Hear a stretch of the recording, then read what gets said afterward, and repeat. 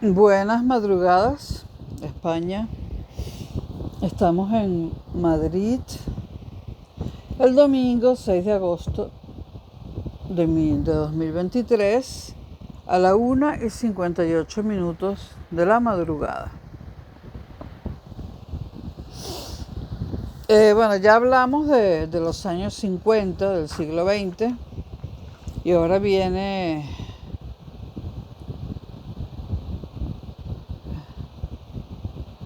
el video número 24. El video número 24 de la serie Siglo XX corto. Y vamos a hablar de los años 60. Creo que serán unos 2 videos máximo. De los años 60. Bueno. Gracias a los avances médicos y agrícolas, a finales de los 60, el mundo había experimentado un profundo cambio. La población había crecido a un ritmo, hasta ese momento desconocido, de 2.476 millones en 1950 a 2.995 en 1960 y 3.610 en 1970. Es decir, hubo un aumento de la población mundial considerable.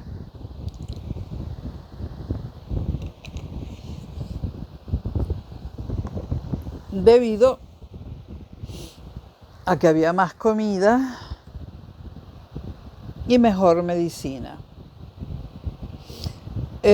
La industrialización, de la que ya hemos hablado, había facilitado el desarrollo económico, sobre todo en el bloque occidental, es decir, la Europa occidental, Estados Unidos.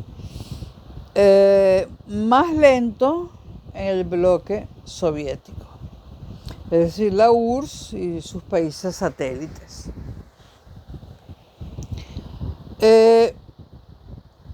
Las transformaciones sociales y políticas que acompañaron este proceso en los años 60 alumbraron en buena medida las características y problemas del mundo interdependiente de hoy, de 2023. Este mundo de hoy se fue fraguando en los años 60 del siglo XX. La Guerra Fría, sin embargo, continuó en los 60 del siglo pasado. Tras la grave crisis de los misiles, vino la coexistencia pacífica y la distensión. Los años 60 fueron grandes años de felicidad para mucha gente y para muchas generaciones, sobre todo para mi generación y la posterior, y la anterior también. Bueno, los últimos años de la generación anterior. Las reglas cambiaron poco porque tanto Estados Unidos como la Unión Soviética siguieron intentando ampliar su esfera de influencia en el llamado Tercer Mundo. Que conste que hasta este momento nos hemos referido al Tercer Mundo cuando hablamos de ciertas zonas de África y de Asia. Hasta este momento, en estos videos, en ningún momento hemos hablado de Tercer Mundo en referencia a Latinoamérica, porque prácticamente no hemos hablado de Latinoamérica. La tragedia de Vietnam fue todo un símbolo. Vietnam era una cuestión omnipresente en los televisores del mundo entero, ¿no? Siempre se ha dicho que fue la primera guerra televisada, ¿no? Yo recuerdo que yo venía del colegio, estaba el televisor encendido y era Vietnam, Vietnam, Vietnam, Vietnam durante años.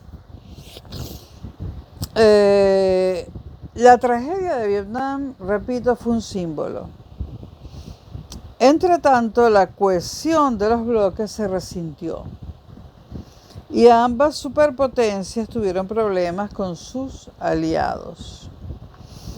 Es muy importante recalcar que la tragedia de Vietnam fue todo un símbolo y es muy importante recalcar lo que Vietnam y la guerra de Vietnam significaron en la historia del siglo XX o sobre todo en la historia de la segunda mitad del siglo XX.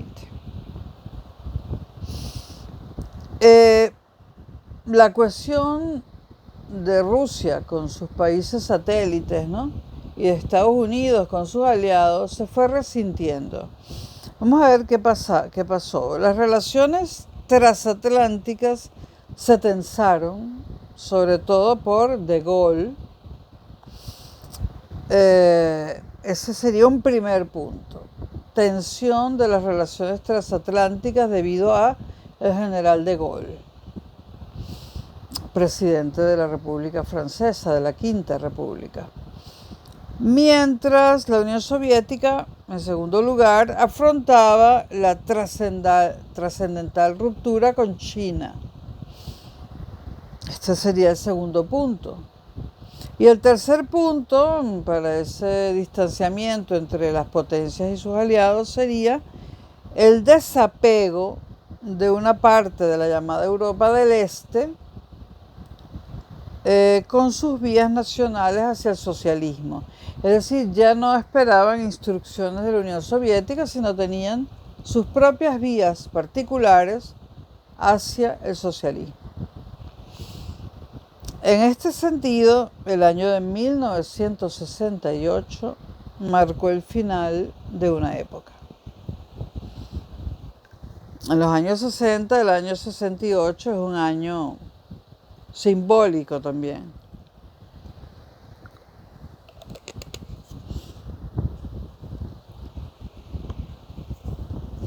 Durante la década de los 60 hubo una coyuntura económica mundial de crecimiento sostenido, con un incremento medio anual del PIB, del Producto Interno Bruto, de en torno, por decir algunas cifras de algunos países, de en torno al 5% en Europa Occidental en general. Un poquito menos en Estados Unidos, 4,5%, y en Gran Bretaña, 3%. Hubo un espectacular aumento del PIB en Japón, 11%. Después tenemos el milagro alemán de la República Federal de Alemania, la que era capitalista, por decirlo así, que tuvo un aumento del PIB del 6,5%, y el llamado milagro italiano, que tuvo un aumento del PIB del 5,3%. Estas son algunas cifras, hay muchísimas más, ¿no? España, ya que estamos en España, el PIB pasó de 2.397 a 8.739 dólares entre 1950 y 1973.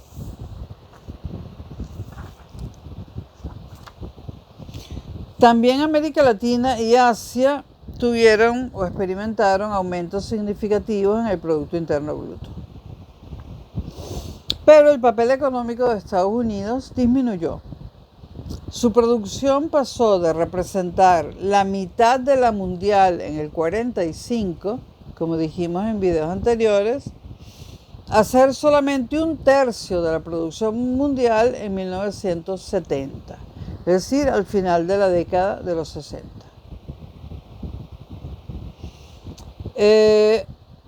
Occidente consiguió un desarrollo sostenido, pero sin embargo, ese desarrollo sostenido en el tiempo fue solo en Occidente. En el primer mundo tuvo lugar un proceso de rapidísima industrialización, y el consumo de energía se cuadriplicó, sobre todo la derivada de los hidrocarburos, con un precio por barril estable hasta 1973. Ese precio, bueno, en el 73 hubo la famosa crisis del petróleo, pero eso no está en los videos de los años 60, sino en los próximos de los años 70. El barril de petróleo en los años 60 estuvo estable el precio, más o menos a $2 por barril. Otros sectores que jugaron un papel motriz en el desarrollo fueron el sector siderúrgico, acero. Del sector siderúrgico hoy en día en muchas partes del mundo quedan las ruinas, ¿no? Por ejemplo, cerca de Bilbao, ahí podemos ver las ruinas de lo que fue la gran siderúrgica. Cerca de Bilbao, dando hacia el mar Cantábrico. Y bueno, en el sur de Venezuela también. Hay muchas partes del mundo donde hay siderurgias o empresas siderúrgicas en ruinas, ¿no? Desde hace décadas. Pero en aquel momento fue muy importante el sector siderúrgico con el acero. Y el petroquímico, por supuesto, que es una extensión del petróleo, porque ¿qué viene del petróleo? ¿Cuál es el sector petroquímico? Pues el de los plásticos, el de los textiles sintéticos, que no son sino plásticos, poliéster, o sea, una molécula de éster que básicamente tiene carbono e hidrógeno y alguna otra cosa que eso lo convierte en un plástico. Y bueno, el éster, muchos ésteres seguidos, es el poliéster. Pero también está entre los plásticos. El poliéster es plástico. Es decir, plásticos propiamente dichos, textiles sintéticos que son plásticos también, y fertilizantes. Y luego, en menor escala, pero también importantes, estuvieron los sectores de la industria electrónica, que hoy en día, hago un paréntesis, es hiper importante, de la industria aeroespacial y de la industria nuclear. Los años 60 también fue el momento en que se expandió la circulación por carretera y la industria automovilística, porque las personas particulares comenzaron a tener poder adquisitivo suficiente para tener prácticamente todas un coche y viajar en coche. Este auge de la industria automovilística y de los viajes por carretera estuvo muy ligado,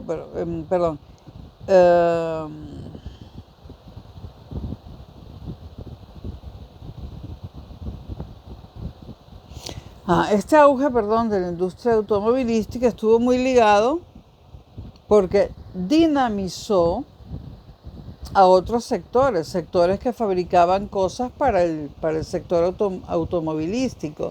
Dinamizó al sector de la industria de las industrias de maquinaria, de la industria del cristal, del plástico, etc. En un momento dado se dejaron de hacer los capós de los automóviles de acero y pasaron a hacerse de aquello que llamábamos fiberglass o fiberglass, que es plástico. Bueno, esto estuvo muy ligado a progresos industriales científico-técnicos como la cibernética. Ligado también a las comunicaciones y a la automatización de la industria mediante ordenadores, transistores, microprocesadores, satélites de comunicaciones y un larguísimo etcétera.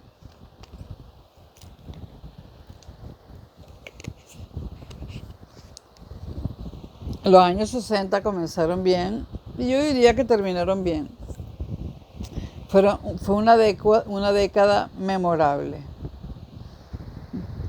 y de la que muchos no pudimos curarnos, porque también los años 70 fueron una década memorable.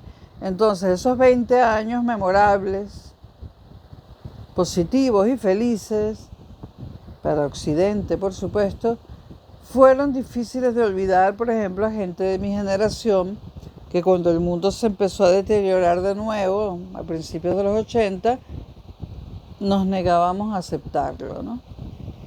Bueno, además las empresas no solo mejoraron su aparato productivo, sino también sus métodos de gestión o su gerencia, la gerencia de las empresas, la administración. Se le dio más importancia a la distribución, que es fundamental, al marketing, incluyendo estudios de mercado, y a la publicidad para estimular la demanda. Las industrias crecieron, se concentraron, aparecieron las grandes multinacionales, sobre todo estadounidenses, europeas y japonesas. Y se aplicó el principio de la división internacional del trabajo. De los países occidentales industrializados, acapararon el 72,7% de todas las exportaciones mundiales. Eso supuso una interdependencia creciente de las economías.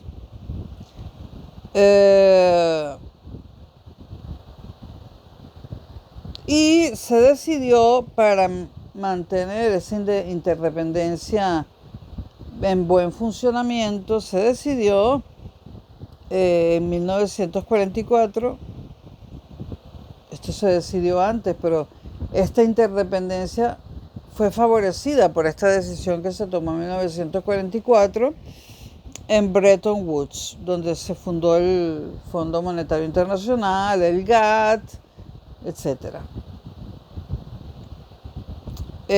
Los estados, para poder mantener esta interdependencia y este crecimiento, se comprometieron a mantener la convertibilidad de las monedas, equilibrar su balanza de pagos y liberalizar los intercambios.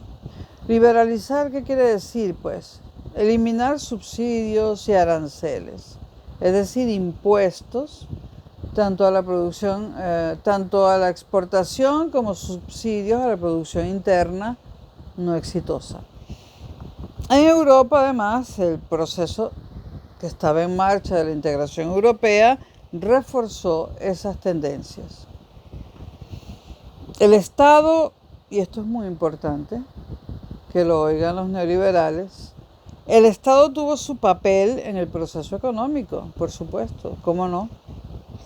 En algunos países se mantuvo un potente sector público, con compañías de seguros, transportes, producción de energía, siderurgia, bancos. En la mayoría de ellos proporcionó a las empresas financiación privilegiada y pedidos. Además, porque ¿de dónde salía la financiación privilegiada? ¿Qué es la financiación privilegiada por parte de un banco? Es dar créditos con intereses pequeños, los llamados créditos blandos. Ningún banco privado se va a ocupar de dar créditos blandos a bajo interés, porque su negocio es ganar lo más posible. En ese momento era imperativo que existiesen bancos del Estado que ofreciesen créditos blandos, con intereses mucho más bajos que los privados y plazos de pago mucho más amplios. En Europa esto tuvo buenas consecuencias, y en Latinoamérica, que también se hizo de forma extensa, fue un cúmulo de corrupción. Todo ese dinero de los créditos blandos prácticamente fue robado a través de la corrupción. Pero en este momento no estamos hablando de Latinoamérica. En la mayoría, bueno, además se lanzaron programas de modernización. Se trataron de reducir los desequilibrios regionales.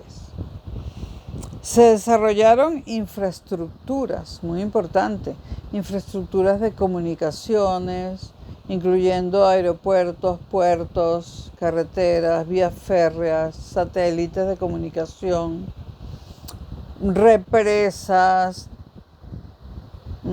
sistemas eléctricos confiables, telefónicos, etc. Se promovió la escolarización, se necesitaba gente que supiera hablar y escribir para entrar en el mercado laboral y colaborar con este proceso de industrialización. También se promovió la investigación científica y tecnológica, lamentablemente en particular la ligada a la industria de defensa, es decir, a las armas. Y también se fomentó el empleo público, que si bien dio buenos resultados en Europa, nuevamente, hago un paréntesis, en América Latina fue un desastre. Más corrupción. Las influyentes teorías de Keynes, obviamente Keynes era el que decía, y lo pusieron en práctica en Europa, cuando ya lo habían puesto en práctica en Estados Unidos en el 29. Keynes decía que había que estimular a la demanda para que la gente quisiera y pudiera comprar cosas, comprar de todo, y que para eso era necesaria la participación del sector público.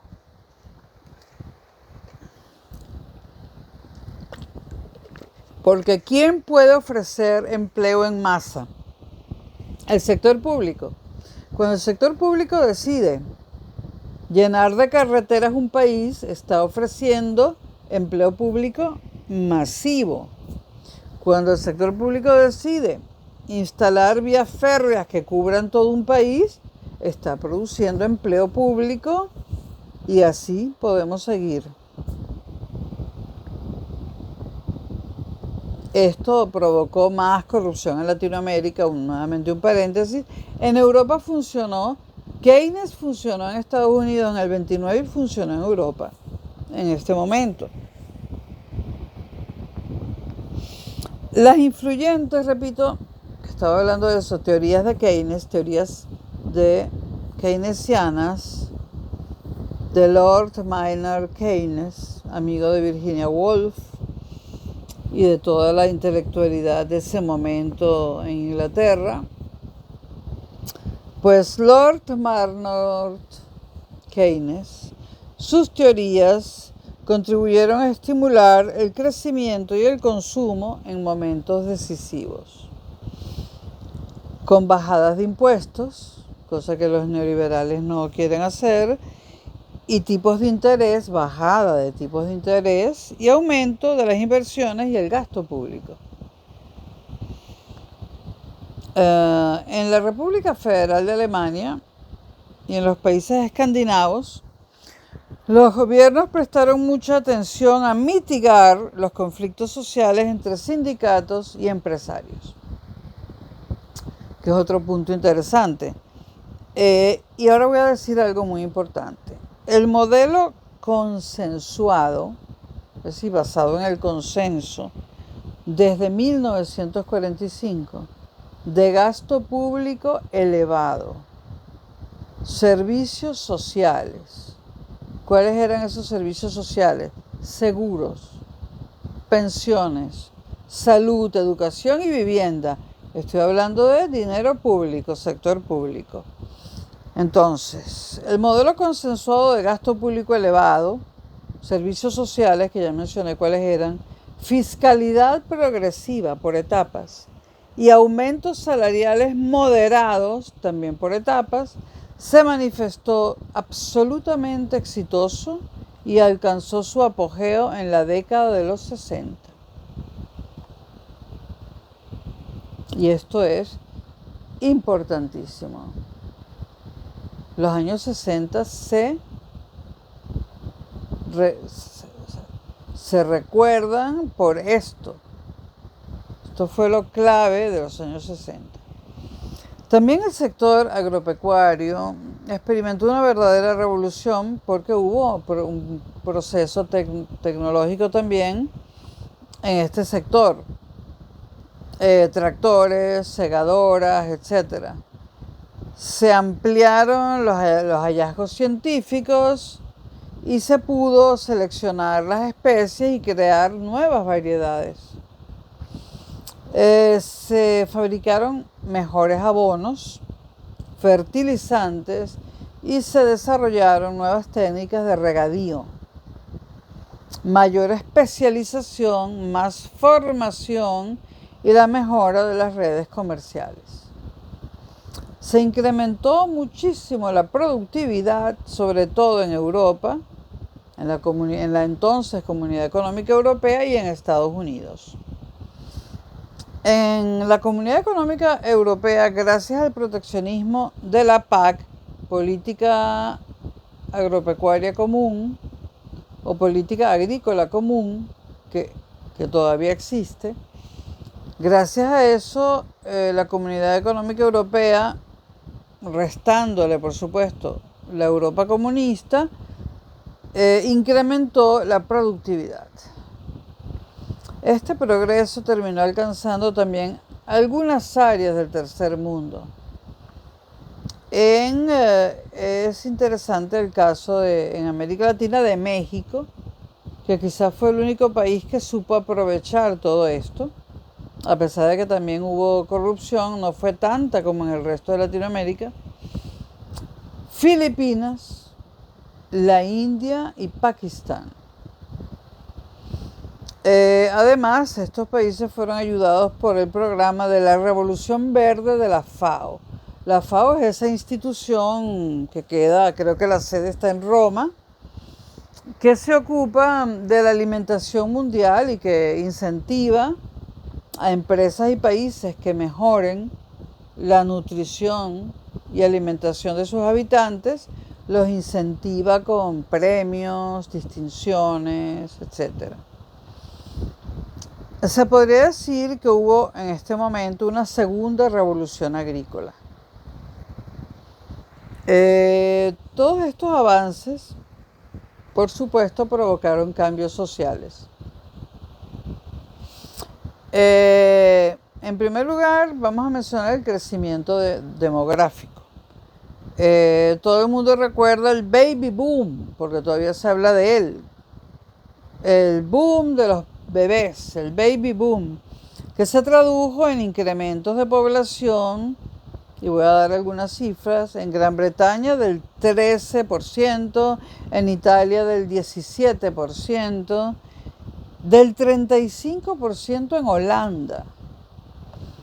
Y todo esto gracias a la combinación en estos países de seguridad social, empleo y paz. Muy importante, seguridad social, empleo y paz, no guerra. Creció también la esperanza de vida y la pirámide poblacional, sobre todo la europea, rejuveneció. Todo esto, junto con la mayor escolarización que ya mencionamos, favoreció el espíritu de empresa, de innovación y una mayor cualificación laboral. La mujer se incorporó con más intensidad al mercado de trabajo. Hubo una disminución de la mano de obra agrícola y el consiguiente éxodo acelerado de población rural a las ciudades y en algunos casos hacia el extranjero. No sé si dar algunos datos. Bueno, no podemos dar tantos datos, pero todo el mundo sabe la fuga, digamos, la migración de personas, por ejemplo, en Europa, desde Italia y desde Portugal, y hay muchísimas otras, desde España, desde desde Italia y Portugal hacia América Latina y hacia otros países europeos. Alemania y Francia y Estados Unidos fueron los receptores de estos inmigrantes, ¿no? Ok. Y América Latina también emigró a Estados Unidos, a Gran Bretaña, a Canadá y a Australia.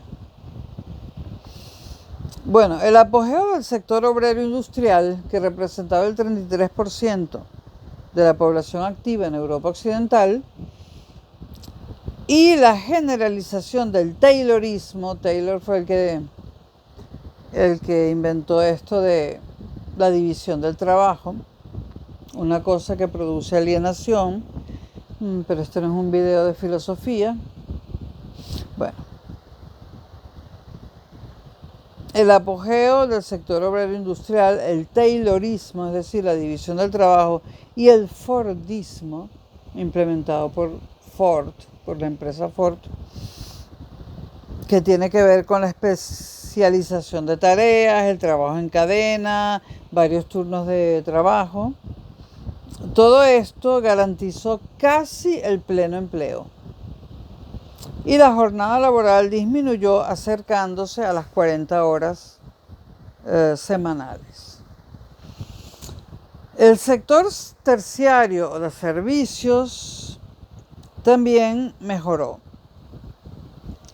Ya era muy bueno en los Estados Unidos antes de 1945. Estos eran los llamados trabajadores de cuello blanco. Y estaban compuestos por funcionarios, cuadros administrativos, comerciales, es decir, vendedores, sector del transporte, etc. Bueno, me voy a saltar números y todo eso, ¿no? Vamos a hablar de salarios. En pocos años los salarios se multiplicaron por 2, por ejemplo, en Gran Bretaña. Por 3 en la República Federal de Alemania y en el Benelux. El Benelux es Luxemburgo, Bélgica y el otro. Luxemburgo, Bélgica y Holanda. Y la República Federal de Alemania triplicaron los salarios. En Gran Bretaña los duplicaron. Y en Italia también subieron muchísimo los salarios.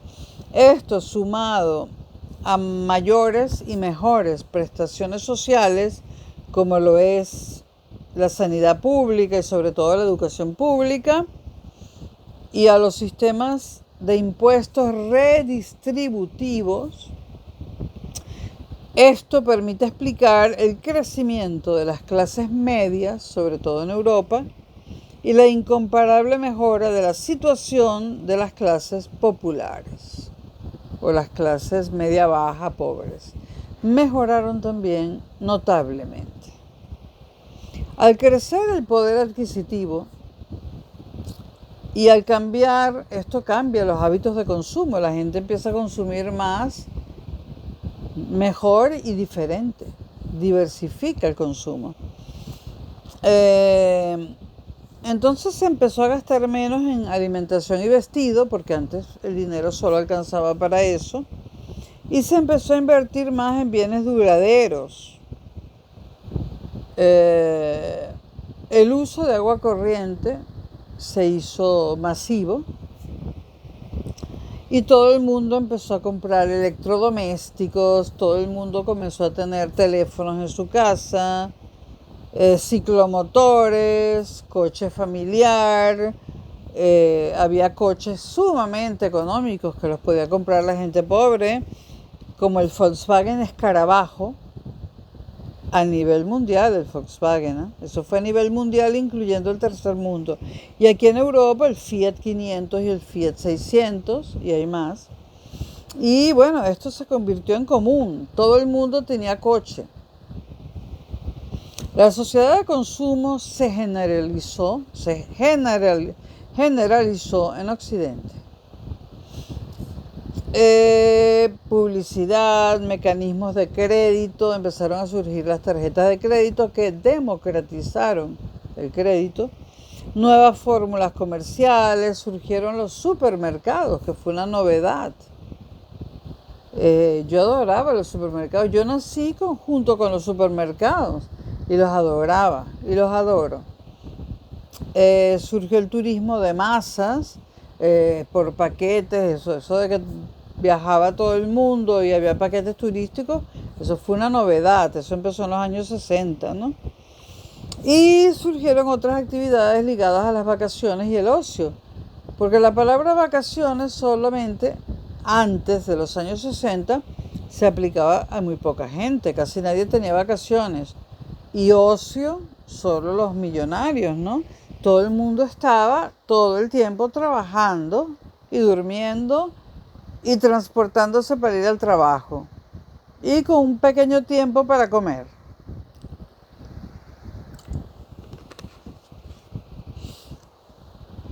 Pero, pero, pero, pero, pero no todos fueron cosas buenas. Hubo sectores que perdieron pie, industrias anticuadas que empezaron a morir, por ejemplo la industria del carbón, la industria textil, los pequeños comerciantes también se arruinaron, muchos. Los trabajadores inmigrantes no cualificados sufrieron porque no tenían ninguna cualificación, ningún oficio en particular.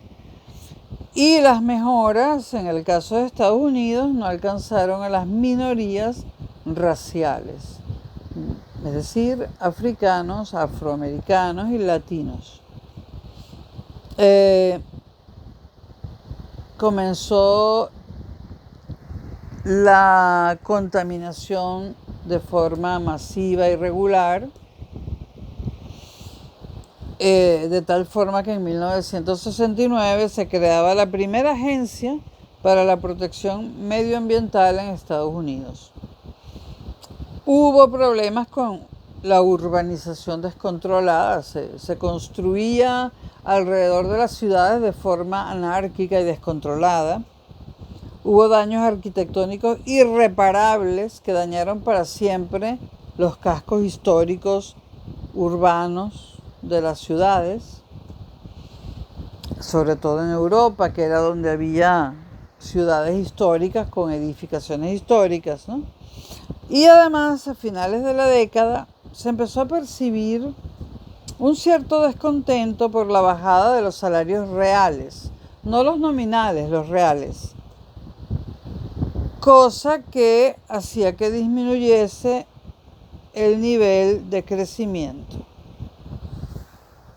O mejor dicho, el nivel de crecimiento, empezó a disminuir su velocidad, es decir, Europa y Estados Unidos siguieron creciendo, pero a una velocidad menor, lo cual hizo que los salarios reales, no los nominales, los reales, que son los que toman en cuenta la inflación, disminuyesen.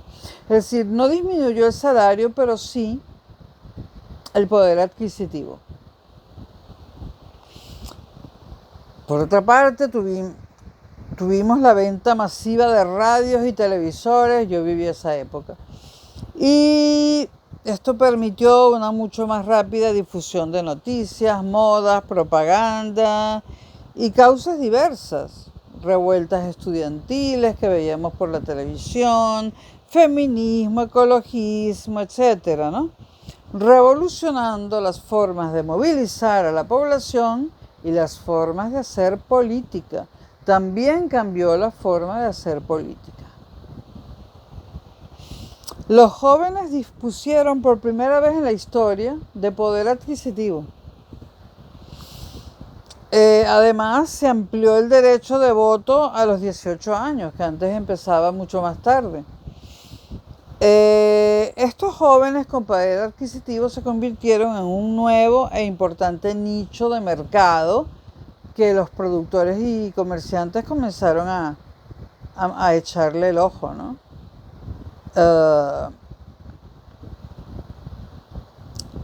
la industria y los comercios vendían para los jóvenes vestimenta, música pop, etc.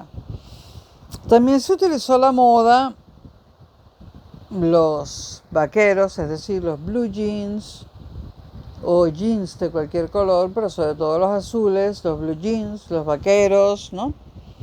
El pelo largo, todo esto se usó para marcar actitudes de rebeldía e inconformismo con sus mayores. Bueno, yo fui una de ellas. Bueno, el pelo lo sigo teniendo largo, ¿no? Pero lo tuve mucho más largo. Yo fui hippie y luego fui yuppie. Dado el año en que nací, me dio tiempo de hacer las dos cosas. Primero una y luego la otra. Entonces, la moda se utilizó para marcar actitudes de rebeldía e inconformismo con los mayores. Y se creó una especie de subcultura juvenil. Los individuos se liberalizaron de la autoridad moral tradicional, religiosa o no religiosa. Hubo un proceso de secularización que antes o después afectó a toda Europa. Los estilos aceptados de autoridad, disciplina y urbanidad quedaron en entredicho y cambiaron. Nació la contracultura. Todo esto, en paréntesis, todo esto se podía leer y se podía seguir, digamos, al mismo tiempo que sucedía en aquella colección mítica que tuvo Salvat de los grandes temas, que creo que eran 100, ¿no? Esos libritos cuadrados de Salvat. Yo recuerdo mis favoritos, todo eso lo dejé en Venezuela, yo los tuve todos. Recuerdo mis favoritos eran La Juventud Rebelde, cine, arte o industria, cine de autor. Esos eran mis 3 favoritos, pero había muchísimos que yo amaba. Me gustaban todos. El de diseño industrial, bueno, estoy pillando y viendo por Wallapop si consigo volver a reunir los usados. Eso lo lanzó España y llegó a Latinoamérica, ¿no? Los grandes temas de Salvat. Salvat antes hacía cosas mejores que las que hace ahora.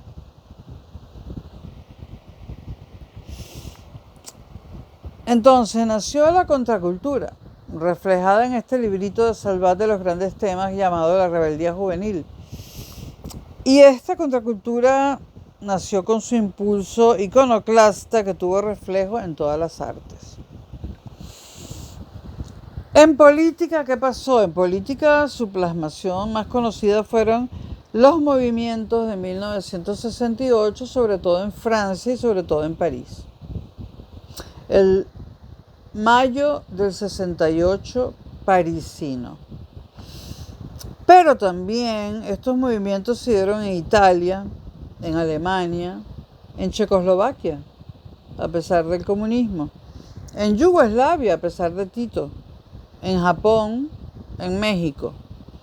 En México centenares de estudiantes fueron asesinados.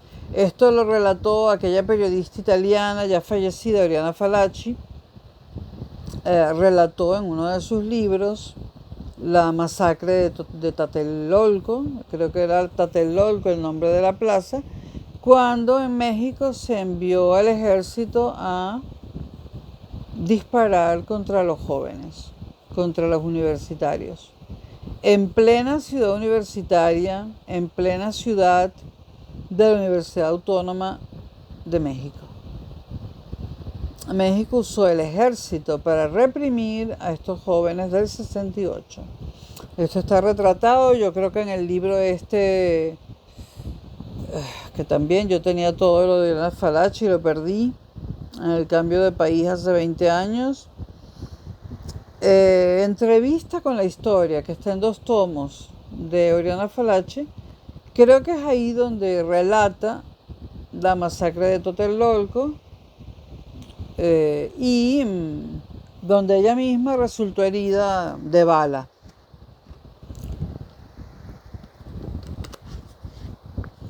Ella era reportera, estaba cubriendo el evento. También este movimiento del 68 tuvo manifestaciones en Estados Unidos. Hay una película famosísima que lo relata. Ahora no me acuerdo, Dios mío, la vi muchas veces cuando era joven.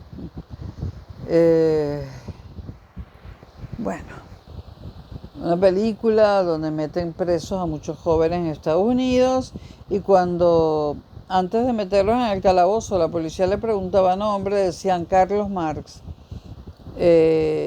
No recuerdo el nombre de la película, hace décadas que ya no la he vuelto a ver.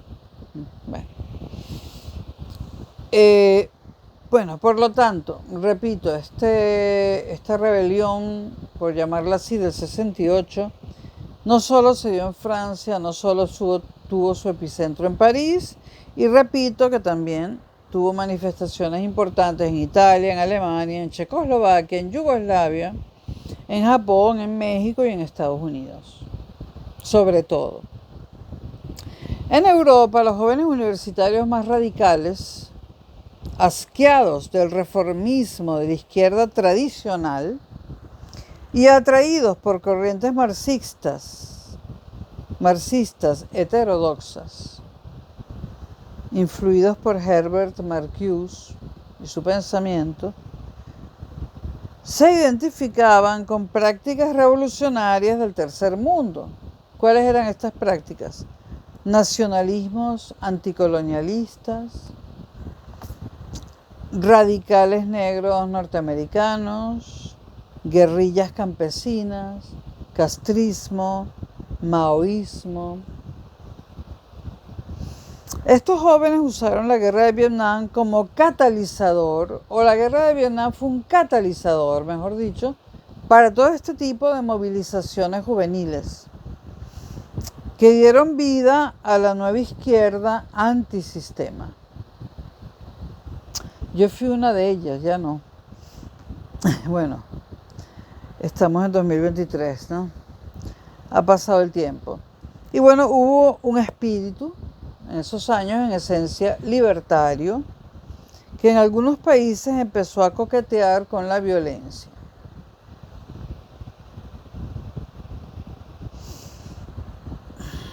Hay mucho que decir aquí. Si bien los movimientos estudiantiles comenzaron protestando por problemas educativos, adquirieron relevancia pública en los medios de comunicación de masas, que eran nuevos, y terminaron atrayendo simpatías de sectores sociales más amplios.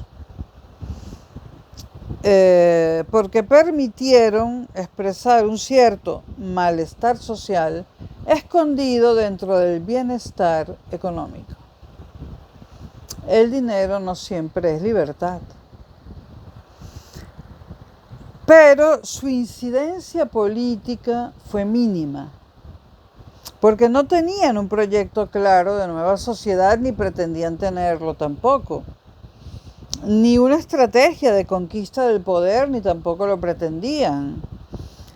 Y además era muy difícil sumar a esta protesta juvenil el movimiento obrero organizado, porque vamos a estar claros, el obrero no tiene nada que ver con el estudiante universitario. El obrero y el intelectual son prácticamente opuestos.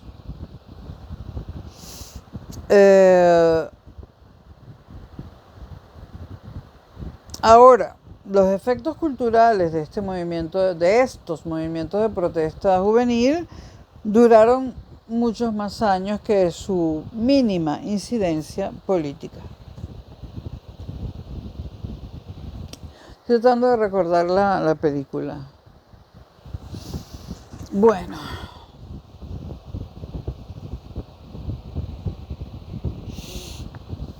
Hoy en día, algunos filósofos señalan y sociólogos que valores del siglo XXI, valores postmodernos, como la permisividad, las críticas a la autoridad política y más, están muy ligados a lo que pasó en los años 60. Es decir, tienen su inspiración en los años 60. En Estados Unidos, vamos ahora a la política, el demócrata John F. Kennedy se impuso en las elecciones de 1960, católico e irlandés Kennedy, al republicano Richard Nixon, gracias al poder de su familia y a su magnetismo personal. Con un programa optimista e idealista llamado La Nueva Frontera. Kennedy además se rodeó de jóvenes intelectuales de las más prestigiosas universidades y supo mejorar los medios de comunicación. Mejorarlos y manejarlos a su favor.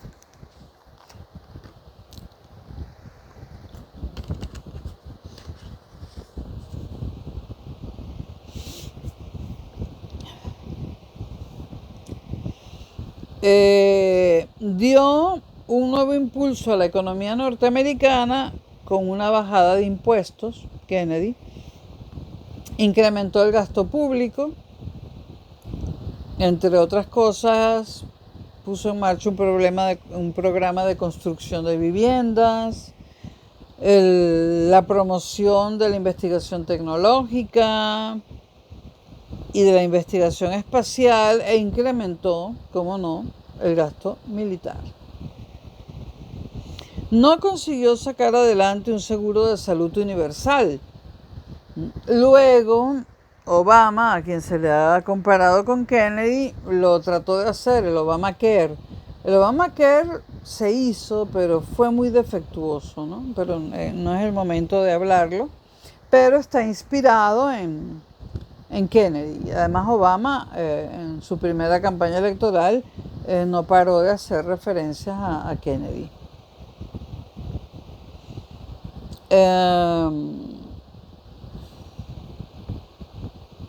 Entonces, este seguro de salud universal no lo logró sacar Kennedy, ni logró crear un departamento de asuntos urbanos, ni tampoco una ayuda federal para la educación. Pero con estas iniciativas dejó planteado un programa social que su sucesor se encargó de cumplir. Ahora, ¿quién impedía que Kennedy hiciera esto? Bueno, me imagino que el Congreso. Esto tenía que ser aprobado por el Congreso. Algo parecido se puede decir en el tema de la integración racial. Kennedy supo atraer el voto negro al identificarse con la lucha de Martin Luther King. El asesinato de Dallas, el famoso asesinato en 1963 de John F. Kennedy, supuso una tremenda sacudida psicológica para la sociedad norteamericana y mundial. No hay asesinato político, yo creo, en la historia contemporánea más importante que el asesinato de John F. Kennedy. Ese asesinato creó un mito y cristalizó una imagen de Kennedy más progresista e idealista de lo que el presidente había sido hasta ese momento. Suele suceder, si mueres de repente joven y asesinado, pues se crea un mito y todo lo malo desaparece y todo el mundo te ensalza, ¿no? Aunque es verdad que durante los 3 años que duró el mandato de Kennedy, evolucionó mucho en cuanto al progresismo. Entre tanto, había seguido expandiéndose la famosa American Way of Life, la forma de vida americana. Y una clase media mayoritaria en Estados Unidos seguía disfrutando de una vida confortable y de la nueva cultura de masas, el cine, el jazz, el rock. Esto difundía valores nacionales en Estados Unidos y un cierto conformismo. Esto se utilizó también como distracción para mantener a la juventud lejos de la política seria, ¿no? Otros signos de cambio surgieron Las rosas, estoy tratando de acordarme el nombre de la película. Bueno. Otros signos de cambio surgieron desde las universidades. En Berkeley, en 1964, por ejemplo, hubo protestas y estas protestas por programas educativos derivaron en manifestaciones antisistema. Los jóvenes hippies, yo fui hippie, rechazaban los valores capitalistas y se manifestaban a favor del retorno a la naturaleza, la vida en comunidad, la liberación sexual y el uso de las drogas. También el movimiento feminista fue muy relevante. Ese sí fue relevante, no el actual. El actual ni feminismo es. Bueno. En 1963, este movimiento feminista consiguió en Estados Unidos que se aprobara la Equal Pay Act contra la discriminación salarial de las mujeres. Y a los pocos meses de llegar a la Casa Blanca, el presidente L.B. Johnson hizo aprobar la Civil Rights Act, que acababa con la tolerancia aplicada a las violaciones de la legislación aprobada en 1954 en los estados del sur.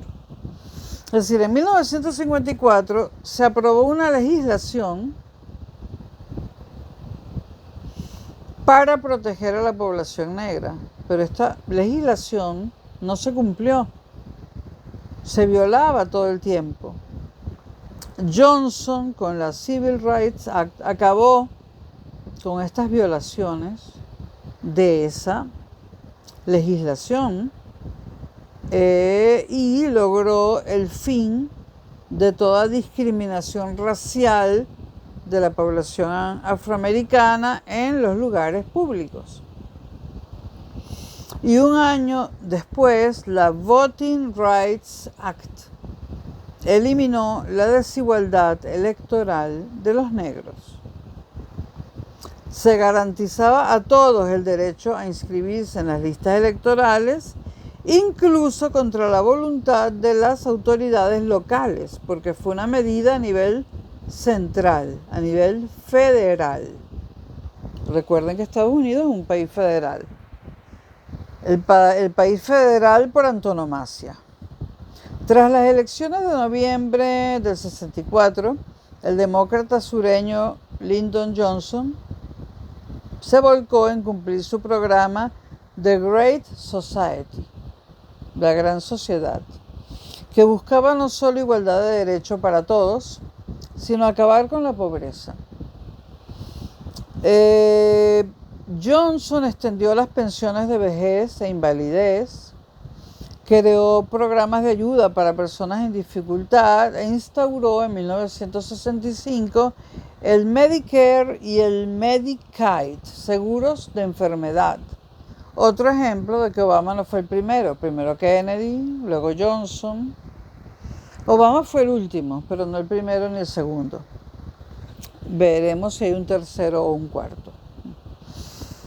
Pero queda claro que Obama fue el último, el primero no. También Johnson expandió el seguro de desempleo, lo que aquí llamamos el paro, y prosiguió con la construcción de viviendas para las clases menos favorecidas y con la construcción de una red de transporte público más extensa, escuelas, etc. Aprobó también en 1965 una ley que abrió el país a la inmigración asiática, muy importante, y que ha colaborado mucho en el desarrollo de los Estados Unidos. Y también a la emigración latinoamericana, revocando disposiciones de los años 20, e impulsó el desarrollo industrial de los estados del sur. Pero su fructífera política social se vio empañada por la guerra de Vietnam. La famosísima guerra de Vietnam. El ícono, el símbolo, todo lo que Vietnam significa. Significó y significa.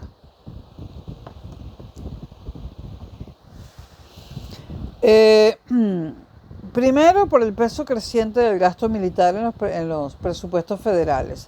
Esto fue perjudicial para Johnson, ¿no? Desde 1966 el déficit público y la inflación empezaron a aumentar debido al gasto militar, y esto hizo que los beneficios sociales empezaran a arañarse, a verse comprometidos. En segundo lugar, la guerra fue muy impopular. Hubo 150.000 deserciones estudiantiles de jóvenes que fueron llamados a la guerra y huyeron a Canadá y a Suecia. Y hubo movimientos de protesta contra la brutalidad de la guerra, sobre todo de la comunidad negra. 1,8 millones de jóvenes negros sirvieron en Vietnam. Este clima radical hizo que surgieran los movimientos Black Power y las Panteras Negras, inspirados en este hombre llamado Malcolm X, que fue asesinado en 1965. Malcolm X no tenía la línea moderada que tuvo Martin Luther King. Lo de Malcolm X era violencia. Para colmo, en 1968 Johnson renunció a ser reelegido o reelecto. Y en plena campaña electoral fue asesinado el reverendo Martin Luther King. Como si fuera poco, al poco tiempo mataron a tiros a Robert Kennedy, hermano de John Kennedy, que era senador por el Partido Demócrata, ¿no? Y que además pretendía ser el candidato presidencial de los demócratas. En noviembre gana el Partido Republicano las elecciones. Richard Nixon se convierte en el nuevo presidente de un país que había sufrido varios magnicidios. El de John F. Kennedy, el de Martin Luther King, el de Malcolm X y el de Robert Kennedy. La crisis económica, la agitación social y una guerra inacabable en Vietnam provocaron un colapso moral duradero en la sociedad norteamericana. Vamos a hablar un poquito de Europa. Las democracias de Europa Occidental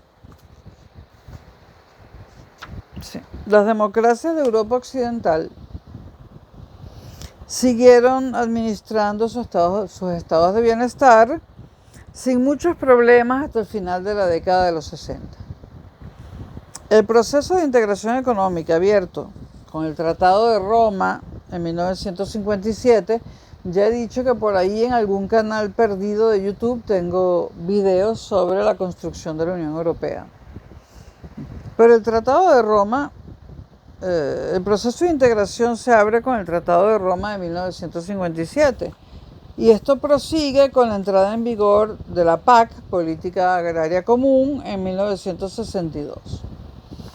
Un sistema de subvenciones y precios comunes para determinados productos agropecuarios que suponía una protección al sector frente a las importaciones más baratas que venían de fuera de la Comunidad Económica Europea.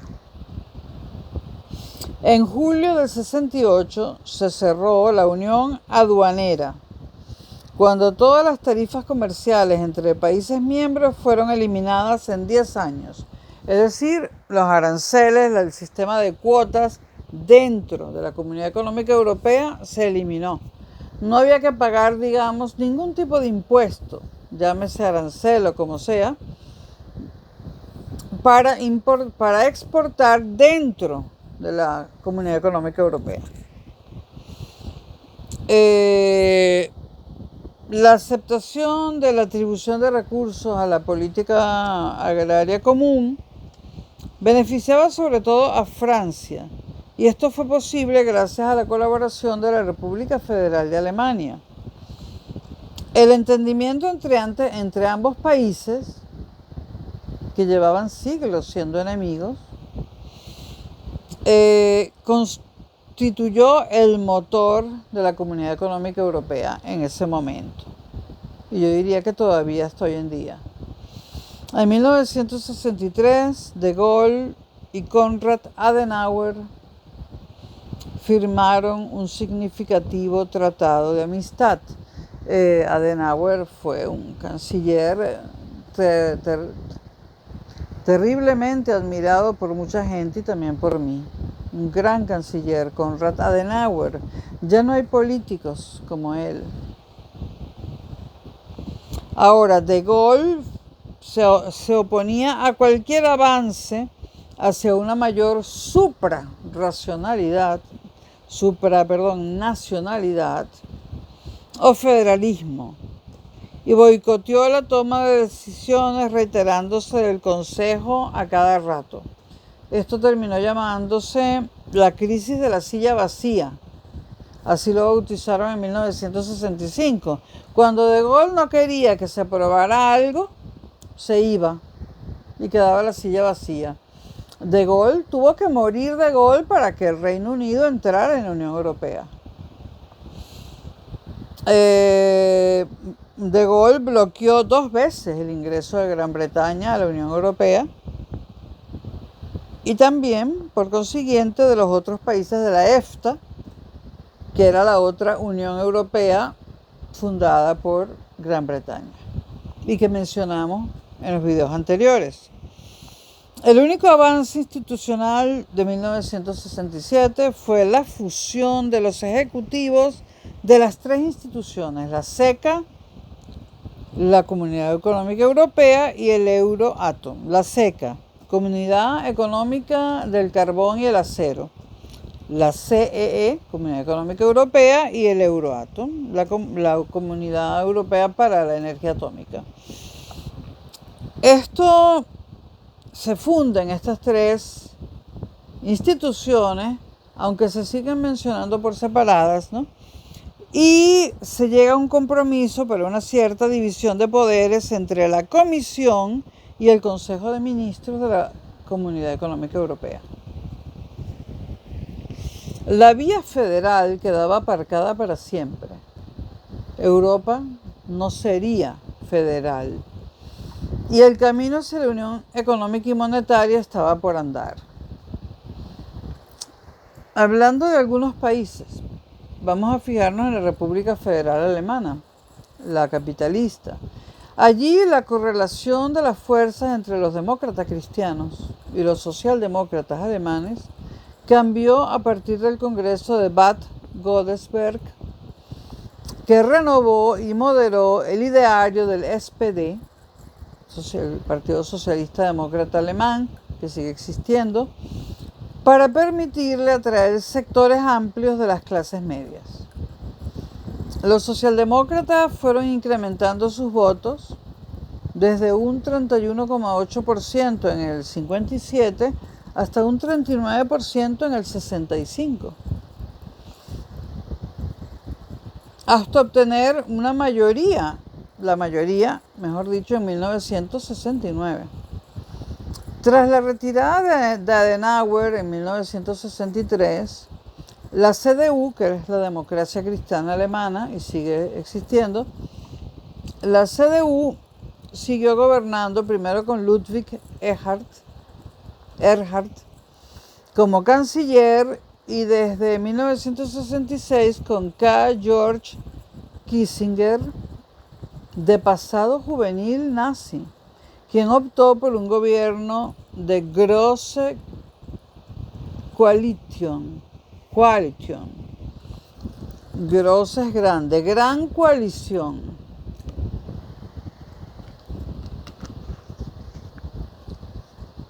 Gran coalición con el SPD, con el Partido Socialista.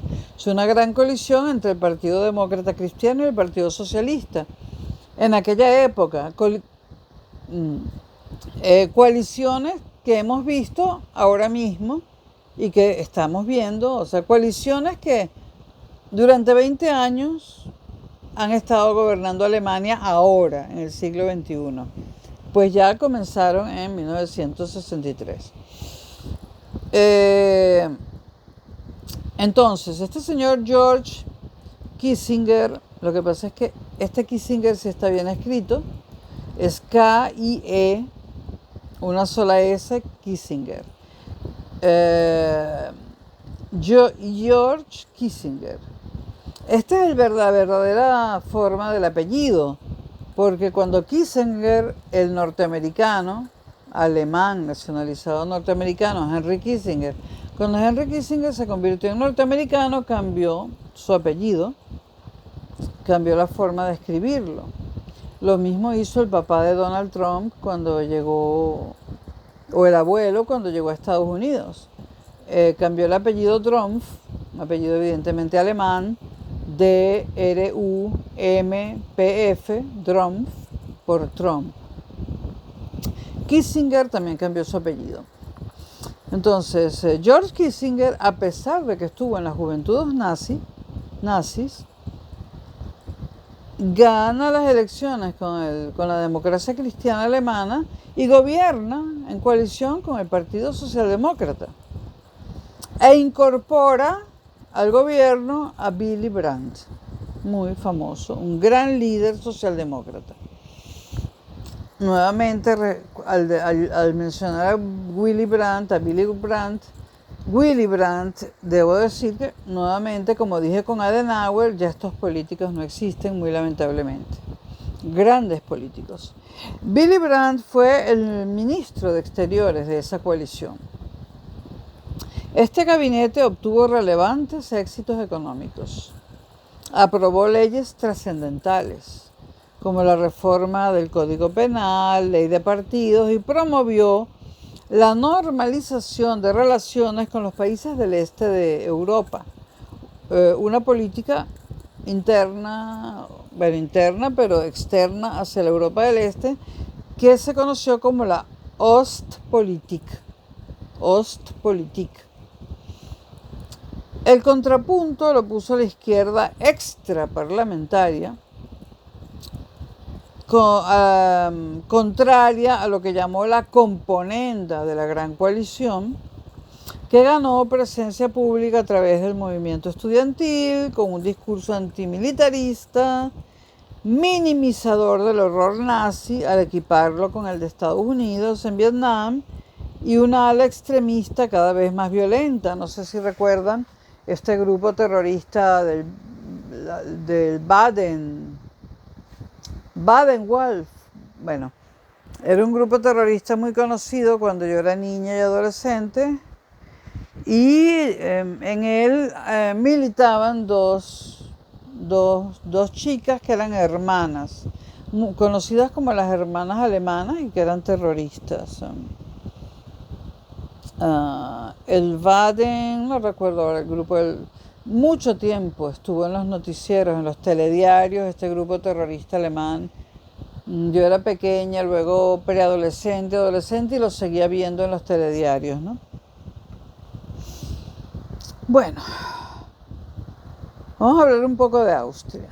Austria se rompió en el sistema proporcional, que había permitido gobernar en coalición estable a socialistas del SPÖ, porque lleva 2 puntitos, y conservadores del ÖVP.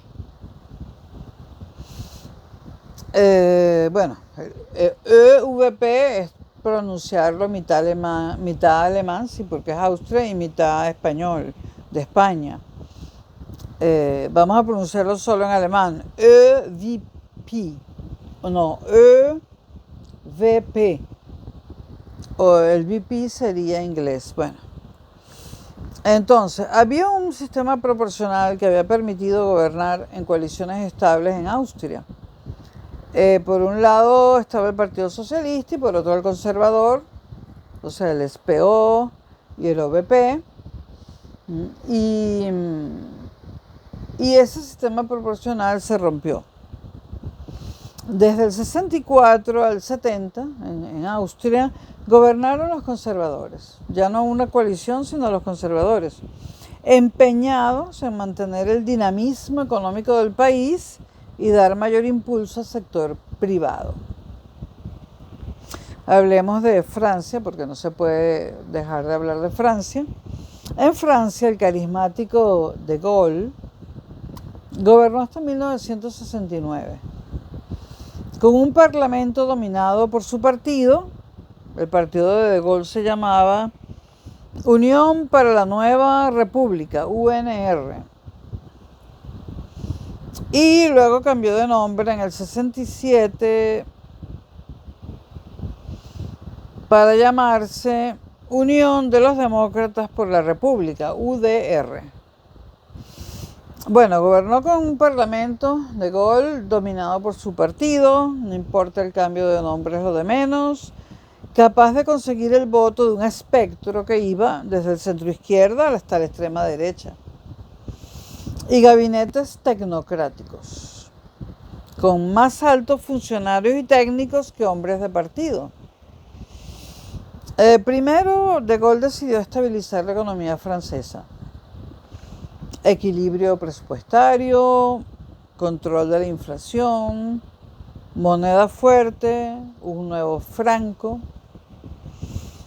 La planificación económica de Gaulle resultó exitosa y esto proporcionó un crecimiento medio anual de un 5% durante toda la década de los años 60. También acentuó el aspecto presidencialista del régimen republicano, con ciertos matices autoritarios. Hubo algún control de los medios de comunicación por parte de Gaulle, militar, al fin y al cabo es militar. Hubo policías paralelas, a eso se le llama paramilitares, pero bueno. Hubo jurisdicciones de excepción, es decir, una justicia paralela, todo muy peligroso. En 1962, De Gaulle ganó un referéndum para la elección directa de presidente, ya sin contar con el Parlamento.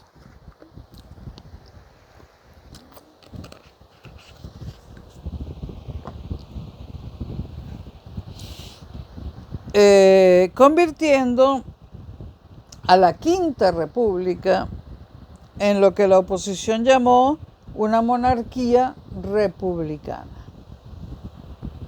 Al actuar el primer ministro como mero ejecutor de la política del presidente.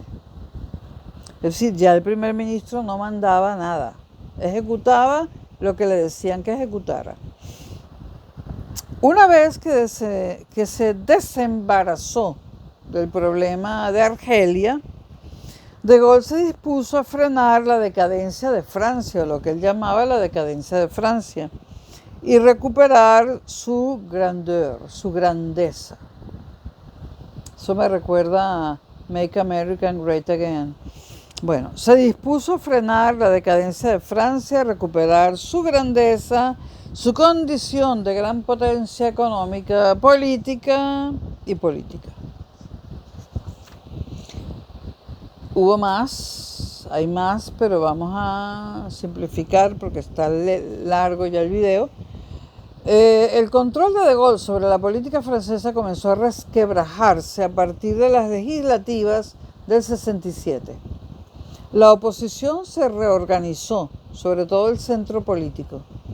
El clima social se deterioró. Se incrementaron las huelgas y la agitación universitaria hasta desembocar en la famosa crisis de mayo de 1968. Un movimiento no me voy a extender con esto, un movimiento de protesta social masiva, la crisis pasó a ser social y finalmente política. Gobierno, partidos y sindicatos se vieron desbordados ante la explosión de resentimiento social que un movimiento universitario de fils à papa, de hijos de papá, es decir, de jóvenes de clase media alta, que un movimiento universitario de hijos de papá, más bien frívolo y apolítico, había catalizado. Es decir, ese resentimiento social lo cataliza ese movimiento estudiantil de hijos de papá. Tras la disolución de la asamblea y una inmensa manifestación de los gaullistas en París, En las elecciones de junio venció la URD por mayoría absoluta, el partido de De Gaulle. Sin embargo, a los pocos meses De Gaulle perdió un referéndum, y el referéndum era sobre autonomía universitaria y reforma del Senado, planteado para revalidar la confianza de sus ciudadanos. Dimitió en abril de 1969, relevado por Georges Pompidou, y murió a los pocos meses. Entre paréntesis, digo que la Quinta República Venezolana es una copia de lo de Gaulle. De hecho, en Venezuela esta no es la Quinta República, es la octava o la novena, pero Chávez reescribió la historia para que su república fuera la quinta, porque él admiraba a De Gaulle. E hizo lo mismo. Ganó las elecciones por mayoría absoluta, pero luego hizo un referéndum para revalidar su mandato inmediatamente, pero a diferencia de Gaulle, ganó el referéndum. El referéndum fue en el año 99. No, en el año 2000, perdón, en el año 2000. En el año 99 se aprobó la nueva Constitución. Esto fue una mera copia de la forma, no hay nada en el fondo que pueda equiparar a De Gaulle y Chávez, ¿no? Una copia de la forma.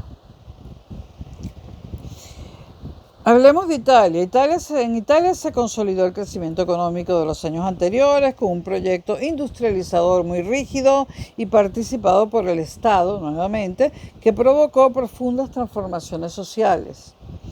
La emigración desde el sur menos desarrollada pudo ser aprovechada en las regiones industrializadas del norte y también en otros países europeos y latinoamericanos, agregaría yo. El marco político no fue, sin embargo, muy estable, teniendo en cuenta las frecuentes crisis de gobierno. Hubo una alta conflictividad laboral por el bajo nivel de los salarios y el protagonismo político de los sindicatos.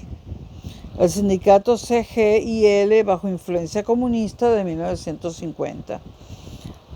Inspiradores de los programas reformistas de los gobiernos. Entonces, tenemos un marco político inestable en Italia, pero sí tenemos un crecimiento económico y una buena industrialización. En 1963 terminó la hegemonía de la DC y se sucedieron gobiernos de centro-izquierda. El sector más progresista de la DC procedía de la llamada apertura a sinistra, es decir, apertura a la izquierda. Su líder, muy conocido, Aldo Moro, inició gobiernos de coalición con los socialistas del Partido Socialista de Italia, que tenía como líder a otro personaje muy conocido, aunque quizás Aldo Moro lo sea un poco más, que era Pietro Nenni. Se abrió un nuevo ciclo político caracterizado por el reformismo social, extensión de la enseñanza obligatoria hasta los 14 años, nacionalización de la industria eléctrica, subida de salarios. Sin embargo, hubo ciclos de protestas y disturbios que tuvieron lugar entre el 68 y el 69, más vinculados a las luchas laborales y más violentos que los de Francia. Gran Bretaña siguió con problemas económicos en parte por las deudas arrastradas de la guerra, de la Segunda Guerra Mundial, más el costoso programa de rearme de posguerra y sobre todo por la pérdida de competitividad, entre otras razones por la rigidez de las relaciones laborales y la falta de planificación industrial. Hubo gobiernos conservadores hasta el 64, laboristas después, por ejemplo Harold Wilson.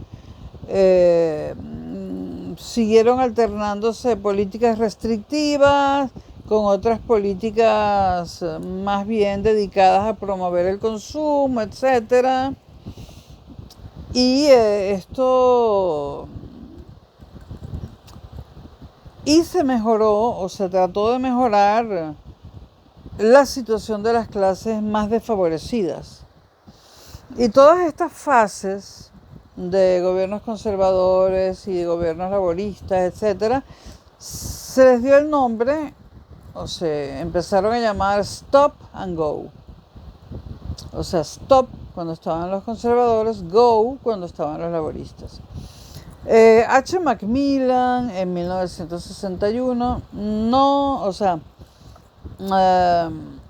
intentó negociar la adhesión a la Comunidad Económica Europea a ver si le podía poner remedio a los males británicos, pero esto no dio resultado. Las condiciones planteadas por la Comunidad Económica Europea incluían mantener al margen del arancel común. Las condiciones planteadas por Gran Bretaña, entre ellas mantener al margen del arancel común los productos de la Commonwealth y sobre todo los productos agrícolas, y las relaciones especiales con Estados Unidos, determinaron el veto de Francia, es decir, de Gaulle, en enero del 63 y de nuevo en 1967. H. Wilson ensayó una política de austeridad, seguimos hablando de Gran Bretaña, y limitación de precios de acuerdo con los sindicatos, pero no consiguió limar el peso político de estos. Esos son los sindicatos con los que acabaría Margaret Thatcher dentro de unas décadas, pocas.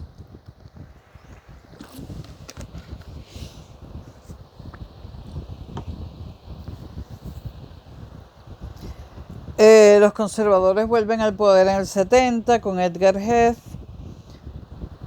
Solamente en los países escandinavos se consolidó en esa década el monopolio de los socialdemócratas, que tenían entre 40 y 50% del voto, con un consenso basado en la bonanza económica, un sólido estado de bienestar y una concertación entre gobiernos, sindicatos y empresarios. Esto en los países escandinavos. Hubo excepciones autoritarias que fueron las muy conocidas de España, Portugal y Grecia. En España, Franco siguió con su dictadura y puso en marcha desde 1959, aunque otros autores, hay autores que ponen el año en el 59 y hay autores que mencionan el año en el 61. El caso es que en algunos de esos años puso en marcha una política de racionalización y liberación económica. Es decir, el fin de la autarquía. Una autarquía que duró desde el 39 hasta el 61. Digo 61 porque la mayoría de los autores dicen que terminó en el 61 la autarquía. Solamente Rosa Pardo Sanz dice que la autarquía terminó en el 59. Bueno, se acaba la autarquía, se implementa una política de racionalización y liberación económica e industrialización dirigida. Los llamados planes de desarrollo del franquismo. Y esto permitió un espectacular crecimiento económico. Esto no quiere decir que mejoró la libertad, ¿no? Lo que mejoró fue la economía. El proceso de modernización mejoró el nivel de vida. Y el régimen franquista impulsó una mínima apertura, que consistió en el fin de la censura previa, en la legalización de la negociación laboral y de la huelga por motivos económicos y en cierta tolerancia religiosa. Todo poquito, para adaptar el franquismo a la nueva situación y conseguir mejor imagen internacional. Pero el bienestar económico no terminó de dar legitimidad a la dictadura y la evolución social desbordó sus previsiones. La oposición antifranquista se renovó.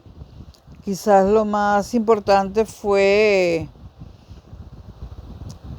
las acciones del movimiento obrero, del CCO, de las comisiones obreras, y a finales de la década del 60, ETA cometía sus primeros atentados. La elección en 1969 de Juan Carlos de Borbón como príncipe y heredero de Franco no terminó de zanjar las incertidumbres que planeaba la sucesión, agudizadas por el asesinato del almirante Carrero Blanco en 1973. Esto abrió la crisis final de la dictadura de Franco.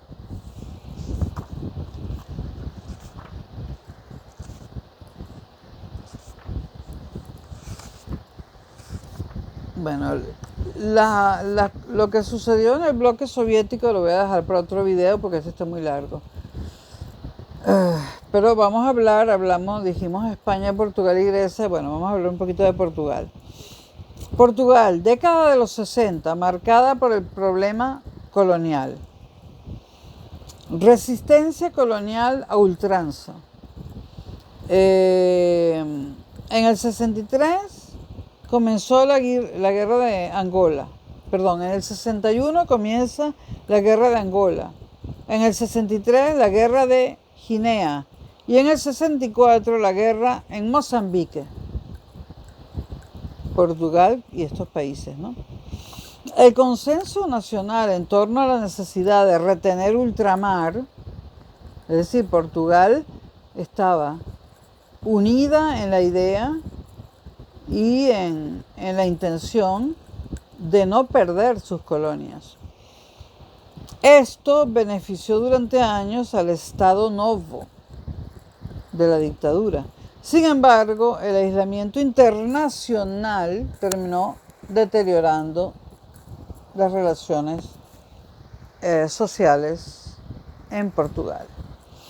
Grecia, bueno, en el 64 triunfa George Papandreou.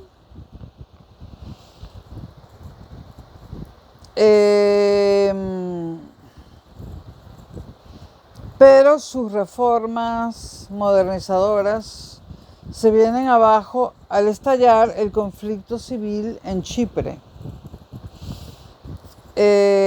Hubo un golpe de estado militar en Grecia y la dictadura de los coroneles, como se la llamó, duró hasta 1974. En el próximo video seguimos con los años 60 y el bloque soviético. Ya hemos hablado del bloque capitalista.